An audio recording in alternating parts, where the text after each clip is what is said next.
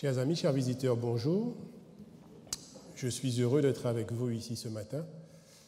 J'avoue que je serais encore plus heureux si je pouvais rester encore en vacances et ne pas être là. Il y a beaucoup de vacanciers parmi nous, les bancs sont aérés.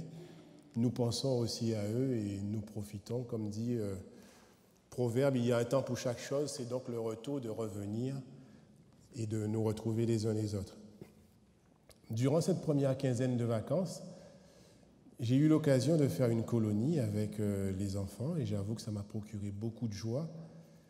Et ils m'ont inspiré pour la prédication que je souhaitais vous présenter ce matin.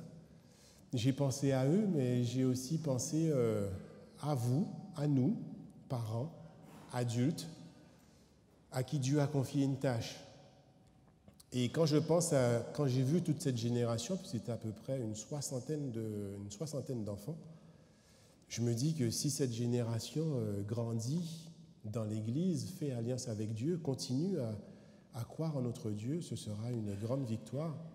Et peut-être c'est pas que nous n'aurons pas d'efforts à faire pour aller chercher ceux qui sont dehors. Bien sûr que nous avons à prêcher à ceux qui sont dehors, à inviter ceux qui sont dehors à connaître Dieu. Mais nous avons aussi à faire attention pour que ceux qui sont à l'intérieur, ceux qui sont dans l'Église, restent dans l'Église aussi. Et un vieux prédicateur disait, j'entendais dire, que s'il devait recommencer l'éducation qu'il avait eue avec ses enfants, il passerait beaucoup plus de temps avec eux. Parce qu'il s'est rendu compte que les moments de jeu, les moments de joie, de détente passés en famille sont très très importants. Et on ne pourra pas le répéter assez souvent, mais le meilleur cadeau que nous pouvons donner à nos enfants, c'est de passer du temps avec eux, leur consacrer du temps. La question, en fait, n'est pas de savoir si nous avons du temps pour le faire. Il en manquera toujours. C'est pour ça que l'Ecclésiaste nous rappelle qu'il y a un temps pour chaque chose, un temps pour chaque activité. Il s'agit donc de passer du temps à table autour d'une discussion, de projets. Et les obstacles sont nombreux à la réalisation de cela, car nous avons un rythme de vie qui est assez effréné, surtout en région parisienne. Il n'y a pas de solution idéale, je ne pourrais pas vous dire comment le faire. Il appartient à chaque famille de trouver un équilibre dans ce domaine et définir ses priorités. On dit avec raison qu'une famille qui joue ensemble restera ensemble, mais on peut ajouter qu'une famille qui prie ensemble aussi restera ensemble. Ce matin, j'aimerais partager avec vous 3 axes de réflexion. Le bénéfice, premièrement, alors attendez, j'essaye pour voir si ça passe. Voilà, premier axe de réflexion, le bénéfice qu'il y a à prier pour nos enfants. Le deuxième axe, le rôle des parents dans l'instruction des enfants. Et le troisième axe, le rôle que les parents peuvent avoir dans l'influence sur leurs enfants. Alors nous allons commencer par le premier. Quel bénéfice y a-t-il à prier pour nos enfants? Vous connaissez tous le rôle de la prière. Vous savez qu'il ne s'agit pas simplement de confier une liste de sujets à Dieu. Prier, c'est reconnaître et expérimenter la présence de Dieu dans notre vie et dans toutes les circonstances. C'est rechercher sa présence et libérer la puissance qu'il pourrait mettre à notre disposition pour nous donner les moyens de surmonter les difficultés et de vivre les joies que nous avons à vivre en ce monde. Mais prier n'a pas seulement un effet sur nous-mêmes, cela a également des conséquences sur ceux pour qui nous prions. Lorsque nous prions pour nos enfants, nous sommes en train de demander à Dieu de manifester sa présence dans leur vie et d'œuvrer puissamment pour les aider et les bénir. Cela ne veut pas dire que nous aurons une réponse immédiate à nos prières. Ça peut prendre des jours, des semaines, des mois, des années. Mais nos prières ne sont jamais perdues ou dénuées de sens. Si nous prions, soyons convaincus que quelque chose se passe, que nous le voyons ou pas. Car la Bible dit, dans Jacques 5, verset 16, « La prière agissante du juste a une grande efficacité. » Gardons aussi en tête, et c'est le piège qui peut nous guetter, que la prière n'a pas pour objectif d'imposer notre volonté dans la vie de nos enfants. Nous devrions nous demander à Dieu de nous aider à les élever selon sa volonté. car à chaque étape de leur vie, ils ont besoin de nous, ils ont besoin de nos prières. Demandons aussi plutôt à Dieu de nous montrer comment prier pour Dieu, quels sont leurs besoins. Car agir ainsi dans la prière met en œuvre une puissance immense, bien au-delà de ce que la plupart des gens peuvent imaginer. Il ne faut jamais sous-estimer la puissance d'un parent qui se tient dans la prière. La bataille pour la vie de nos enfants se livre à genoux, avec ferveur et avec passion. Lorsque nous ne prions pas, c'est comme si nous restions assis sur la ligne de touche, en train de regarder nos enfants évoluer et sans pouvoir faire partie de la bataille. Dieu nous dit, dans Lamentation 2, verset 19, « Répands ton cœur comme de l'eau devant la face du Seigneur, lève tes mains pour la vie de tes enfants. » La plus grande partie du temps, ce sera peut-être d'attendre que nos prières soient exaucées, mais sans se laisser aller au découragement si la réponse tarde à venir. Et quelquefois, ou même peut-être souvent, malgré nos prières, tout ce que nous avons pu faire pour nos enfants, ils sont amenés à faire des choix, et peut-être des fois des mauvais choix, et ils doivent en payer le prix. Nous devons garder en mémoire qu'être un parent qui prie ne veut pas dire non plus que rien de mauvais n'arrivera à nos enfants ou qu'ils ne connaîtront jamais de souffrance.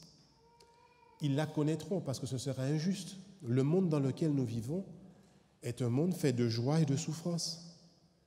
Mais la Bible nous assure que nos prières jouent un rôle essentiel pour leur épargner le pire lorsque quelque chose de douloureux leur arrivera. Ils en seront protégés. Il en sortira du bien et non pas leur destruction. Nous sommes donc appelés à prier et à ne pas renoncer à cela, à prier davantage. J'ai un souvenir, quand j'étais jeune, il y a la dizaine d'années, mon frère qui était un peu plus âgé aimait aller vers une dame d'un certain âge, une dame qui était vieille, qui ne pouvait plus venir à l'église. Et ce qu'il me racontait, c'est que quand il était avec elle, elle lui racontait pas mal d'histoires de ce qu'elle avait vécu pendant sa jeunesse. Et elle passait du temps à prier avec lui. Et quand il est parti en études, elle savait qu'il n'y aurait plus ce moment de complicité où ils pouvaient passer un certain temps ensemble, le samedi après-midi, quand il n'y avait pas d'activité. Et elle lui avait dit qu'elle prierait pour lui. Et je pense que c'est la chose qui lui manquait le plus et la chose qui le réconfortait le plus, de savoir que cette dame à distance, avec qui il avait créé un lien, se retrouvait à prier pour lui. Et ça le soutenait. Et même si vous, aujourd'hui, vous n'avez pas d'enfants, vous avez certainement des filleuls, vous avez certainement des nièces ou des enfants que vous connaissez. Observez-les, aidez-les par la prière, ils ont besoin de votre soutien. Notre rôle dans la bataille, c'est de prier quand les enfants grandissent, ils font leur propre choix. Mais nous pouvons les soutenir par la prière. Et si nous sommes là aujourd'hui, c'est certainement parce que nous avons eu des parents qui ont prié pour nous. Nous avons eu des adultes qui ont prié pour nous. Et notre rôle aujourd'hui, c'est aussi de prier pour nos enfants. Ne dit-on pas qu'on est parents jusqu'à notre mort? Nos enfants auront besoin de nos prières jusqu'au bout. Notre rôle à nous, c'est de prier quand les enfants sont grands et quand ils sont petits. Mais c'est Dieu qui livre bataille. Le deuxième aspect que je veux développer avec vous, c'est l'instruction des enfants. La Bible ne dit-elle pas qu'il faut instruire les enfants dès leur jeune âge? Instruire, comme vous pouvez l'imaginer, signifie donc donner une formation, un enseignement, acquérir des connaissances. Le plus grand commandement dans la Bible nous dit « Tu dois aimer le Seigneur de tout ton cœur, de toute ton âme et de toute ta force. » Et comme nous l'avons lu dans Deutéronome 6, j'aimerais revenir sur le verset 2 qui dit « Vous apprendrez ainsi tout au long de votre existence à respecter le Seigneur votre Dieu, à obéir aux lois et aux commandements que je vous ai communiqués pour vous et vos descendants, afin que vous jouissiez d'une longue vie. Les commandements que je te communiquerai seront gravés dans ton cœur. Tu enseigneras à tes enfants et tu en parleras quand tu seras assis chez toi ou quand tu marcheras le long d'une route, quand tu te coucheras ou tu te lèveras. L'histoire hébraïque nous montre que le père devait instruire ses enfants avec diligence dans les voies et les paroles du Seigneur pour leur propre développement et bien-être. Le point essentiel de ce passage est que les enfants doivent être instruits. Telle est la responsabilité d'un père dans son foyer. Ce qui nous amène au fameux livre des Proverbes où nous trouvons le verset qui nous dit d'instruire l'enfant dès son jeune âge. Cette éducation, cette instruction doit l'amener à une conduite qui lui est destinée. Initier l'éducation d'un enfant de cette manière est de toute importance, à l'image d'un arbre qui continue à pousser selon l'inclinaison initiale qu'il a reçue.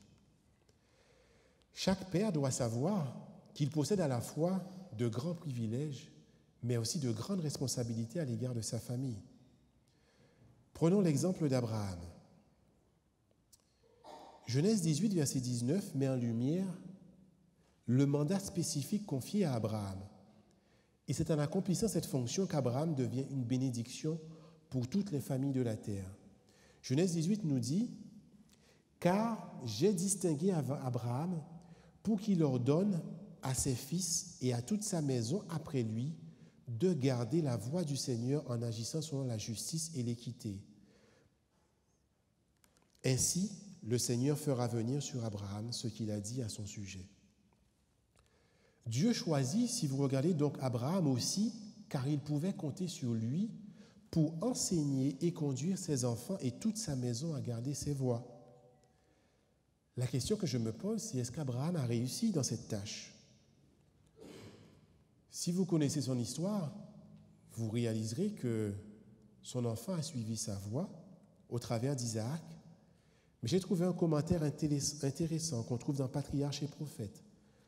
Lorsqu'Abraham a dû obéir à Dieu pour le sacrifice de son fils. Et le commentaire dit la chose suivante. Effaré, terrifié à l'ouïe du sort qui l'attend, le jeune homme n'offre aucune résistance. Il pourrait s'enfuir s'il le voulait. Le vieillard accablé de douleur, épuisé par la lutte intérieure de ces 3 journées terribles, ne pourrait s'opposer au vigoureux jeune homme. Mais Isaac a appris dès son enfance à obéir avec abandon et confiance. Et nous savons très bien la suite que cela a donné dans la vie d'Isaac. Il est aussi intéressant de noter de quelle façon les serviteurs d'Abraham considéraient la religion de leur maître. Dans Genèse 24, verset 35, lorsque Abraham envoya son serviteur chercher une femme pour son fils, nous lisons qu'il déclara, ce serviteur, de sa propre initiative, que le Seigneur avait grandement béni Abraham. Il insista non pas sur les richesses de son maître, mais sur celui qui était à l'origine de ces richesses. Et deuxièmement, au verset 52, nous nous rendons compte que le serviteur se prosterna devant l'Éternel pour le louer, parce que Dieu avait fait réussir son voyage. Cela ne lui avait pas été demandé. Il le fit de sa propre initiative, parce qu'il avait certainement fait cette expérience aussi avec Dieu. Je vous invite à continuer avec moi sur la vie d'Abraham, car nous pouvons dégager certainement quelques axes de réflexion pour nous aider. Premièrement,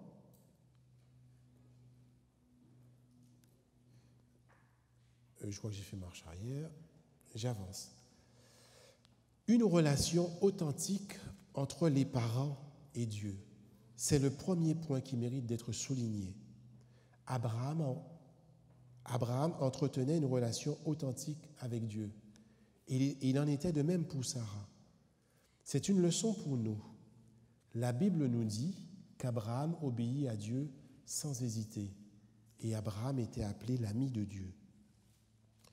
Deuxième axe, une relation authentique entre le père et la mère.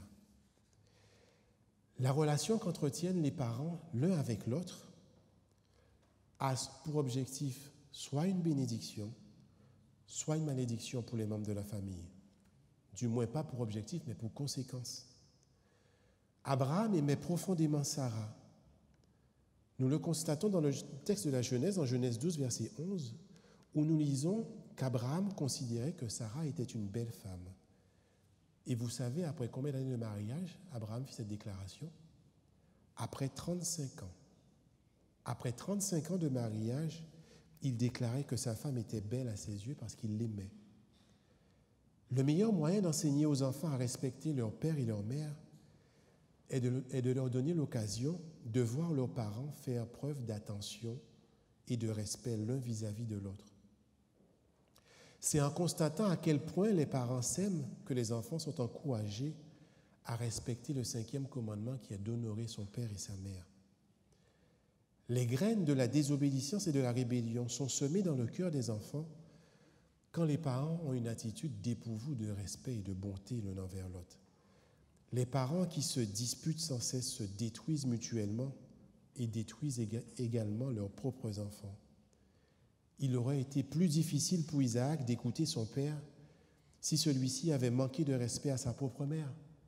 Isaac obéit à la voix d'Abraham parce que celui-ci démontra aussi qu'il avait appris à écouter la voix de Dieu, surtout dans la façon dont il traitait sa femme. Troisième aspect, une relation authentique entre les parents et les enfants. La relation qui unit les parents et les enfants doit être réfléchie et consciente.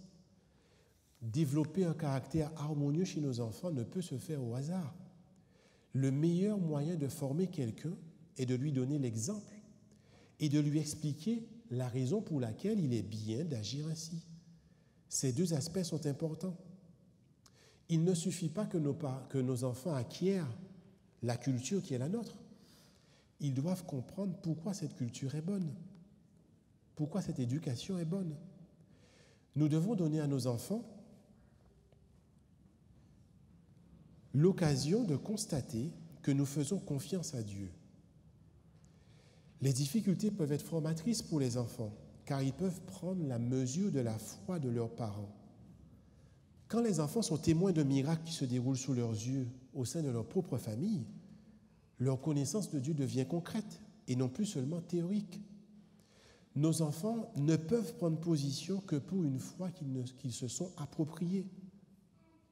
La question que je nous pose ce matin, nos enfants vivent-ils une foi personnelle ou sont-ils chrétiens adventistes en raison de leur culture? La responsabilité du père, comme nous venons de le voir dans le foyer, est donc très grande. Mais cela ne veut pas dire que la mère n'en a pas, loin de là. Son influence est aussi grande tant dans la famille que dans la société. Dans la Bible comme dans l'histoire, nombre de mères ont réalisé de véritables exploits en formant une nouvelle génération. Et je vous invite à jeter un œil avec moi. Nous avons l'exemple d'une mère qui encourage son fils.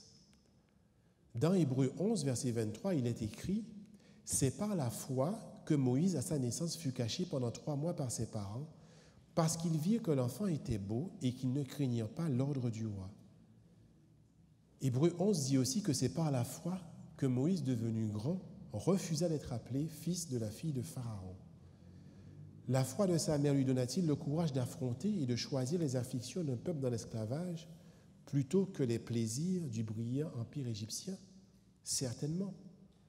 N'oublions pas l'épisode d'Exode chapitre 2 qui insiste sur l'action de sa mère. Elle avait la charge de son instruction, de son éducation, puisque Moïse lui avait été confié jusqu'à ce qu'il fût sevré. Des mamans peuvent donc engendrer une génération pleine d'espoir, de zèle et de courage. Le second exemple est celui d'une mère modèle de consécration pour son fils. Dans 1 Samuel 1, versets 9 à 11, nous avons l'exemple d'Anne, où Anne étant stérile, n'arrêta pas de prier Dieu. Sa supplication venait du fond de son cœur. Et à la suite de cette rencontre avec Dieu, elle obtient la promesse d'avoir un fils que nous connaissons bien, Samuel, qui naquit et devient prophète, juge de la nation. La consécration de sa mère a-t-elle eu une influence positive sur son ministère? Certainement aussi. Nous savons effectivement qu'elle a aussi gardé Samuel, elle l'a éduqué, instruit, sevré, et dès qu'il fut en âge, l'amena au sanctuaire. Aujourd'hui, nous avons besoin aussi de mères capables d'établir des alliances avec Dieu, des mères qui offrent leurs enfants à Dieu déjà dès leur naissance, et lui consacrent leur vie durant. Troisième exemple de mère, une mère qui communique la foi. Il s'agit ici de l'exemple de Timothée, l'un des plus grands évangélistes du 1er siècle. La Bible nous dit que sa tâche fut de transmettre la tâche de sa mère fut de lui transmettre sa foi. Alors bien sûr, ça n'est pas magique. Un parent ne peut pas transmettre sa foi à son enfant. Mais Paul révèle la foi simple et dynamique qui avait déjà habité dans la grand-mère et qui avait ensuite été transmise à la mère de Timothée pour finalement aussi habiter en lui. Donc on sent bien qu'il y avait une influence qui s'est transmise de mère en mère et de mère en fils. Une mère peut donc influencer la foi de son enfant. Elle le peut. Et lui transmettre son courage et la crainte de Dieu. Jésus pose 2 questions à ses disciples que nous trouvons dans le texte de Matthieu 16, versets 13 à 17, que je vous invite à lire avec moi. Et ces questions sont valables pour les adultes et les enfants et se posent à nous aujourd'hui. Si nous sommes capables d'y répondre, il y a de grandes chances que nos enfants s'inspirent de nos réponses pour personnaliser ensuite la leur. Jésus étant arrivé dans le territoire de Césarée de Philippe, demanda à ses disciples, « Qui dit-on que je suis, moi, le Fils de l'homme » Ils répondirent, « Les uns disent que tu es Jean-Baptiste, les autres Élie, les autres Jérémie, ou l'un des prophètes. » Si on se réfère à cette question, cela laisse transparaître que les enfants ont besoin d'être enseignés. Comment répondre à cette question pour un enfant s'il n'a jamais entendu parler de Dieu? Il ne trouvera pas la réponse seul. C'est notre devoir, premièrement, en tant que parents et adultes, de répondre à cette question pour nous. Et si nous n'avons pas les idées claires, nous ne pourrons pas répondre aux enfants sur ce point. En tant qu'adultes, prenons-nous le temps de lire la parole de Dieu, de nous instruire quotidiennement. En tant que parents, prenons-nous le temps avec les enfants pour leur parler de Dieu, pour faire par exemple la leçon de l'école du sabbat, pour les instruire lors du culte de famille. Prenons-nous le temps pour leur dire ce que Dieu a fait pour les autres, ce qu'il a fait pour nous. L'Église a aussi cette charge, et elle le fait bien sûr. Mais Jésus continue, car cela ne s'arrête pas là. Et vous, leur dit-il, qui dites-vous que je suis? Et là, la réponse devient beaucoup plus personnelle. Simon-Pierre, comme d'habitude, le premier à répondre, lui dit, « Tu es le Christ, le Fils du Dieu vivant. » La réponse à cette question, pour un adulte dépendra d'abord de la réponse à la première question. Mais cela dépendra surtout de ce que nous, en tant qu'adultes, en tant qu'individus, nous vivons avec Dieu. Chers jeunes, chers adultes, Jésus vous pose la question, « Qui suis-je pour vous ?» La foi ne dépend pas de l'âge. Les enfants sont capables d'expérimenter l'action et la présence de Dieu dès leur plus jeune âge. Dès l'âge de 6 ans, ils sont capables de comprendre qui est Dieu et d'expérimenter qui est Dieu. Faites-les participer au groupe de maison où ils sentiront la chaleur et la fraternité et la présence du Saint-Esprit. Je vous invite en tant que parents, si vous avez encore des enfants avec vous, à prier avec eux. C'est la rentrée scolaire qui arrive. Remettez l'équipe pédagogique entre les mains de Dieu. Priez pour le collège ou le lycée où ils seront. Priez pour le principal. Priez pour qu'il n'y ait pas de problème de sabbat. Et priez pour que Dieu aide à surmonter toutes les difficultés qui pourraient se poser durant l'année. Ce sont des petites expériences où l'enfant apprendra à voir Dieu à l'œuvre dans la famille, mais aussi dans leur vie, sur les petites choses qu'ils peuvent rencontrer.